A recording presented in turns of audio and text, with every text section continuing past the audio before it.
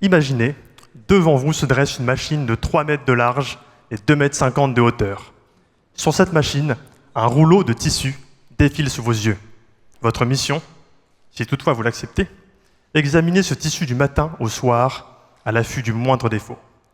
Et tenez-vous bien, de cette manière, vous arriverez à détecter jusqu'à 60% des défauts.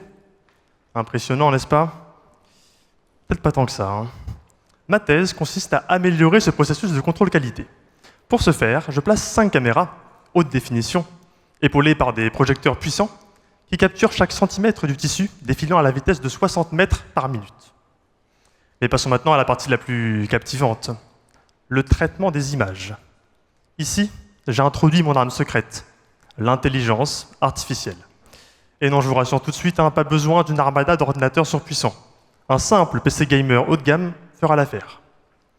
Je travaille sur un type particulier d'intelligence artificielle, les réseaux de neurones convolutifs. Inspirés de nos propres yeux, ce sont des experts en reconnaissance de motifs visuels sur les images. Habituellement, on les entraîne avec des milliers d'images, par exemple des chiens et des chats, pour leur apprendre à les différencier. S'ils se trompent, on les corrige et ils s'adaptent. C'est ce qu'on appelle l'entraînement supervisé. Mais mon défi avec le tissu est différent. Collecter des milliers d'images de chaque type de défaut pour chaque type de tissu est irréaliste. Mais comment faire alors? Eh bien, c'est là qu'intervient l'entraînement non supervisé.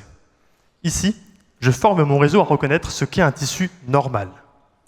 Mon réseau est un peintre qui s'entraîne exclusivement à reproduire des images de tissus sans défaut. À force de pratiquer, il devient un expert du recopiage des tissus normaux.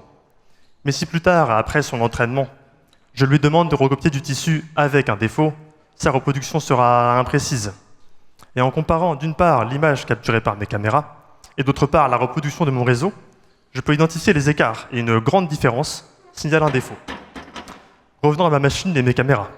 Je divise mes 5 images en centaines de petites images et grâce au traitement parallèle, mon réseau analyse simultanément toutes les images et localise les défauts.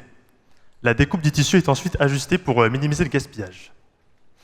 Cette percée dans la reconnaissance de défauts sur les textures ouvre des horizons passionnants. En industrie, elle élève le contrôle qualité à un niveau supérieur, assurant une production plus fiable et moins de gaspillage. En médecine, elle ouvre la voie à un nouveau compagnon pour les médecins, capable de repérer avec précision les maladies cutanées. C'est un bond vers un avenir où humains et intelligence artificielle unissent leurs forces pour tisser ensemble un monde meilleur.